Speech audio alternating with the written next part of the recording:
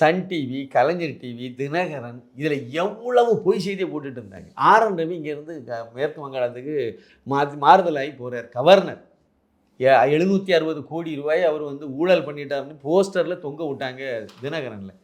நம்ம எல்முருகன், டாக்டர் எல்முருகன் என்னத்தை பண்ணிட்டு இருந்தார்? மிச்சர் சாப்பிட்டுட்டு இருந்தார் சார். ஏதாவது ஒரு இதுக்கு இவர் வந்து அது ஏதாவது ஒரு நடவடிக்கை எடுத்திருக்காரா? கேள்விப்பட்டிருக்கீங்களா? ஏதாவது மோடி இறங்கி பண்ணக்கூடிய லட்சணத்துக்கு நீங்கள் செயல்படுறீங்கன்னு அர்த்தம். ஆனால் உடனே அவன் நிப்பாட்டி டெலிட் பண்ணிட்டு ஓடி போயிட்டான்.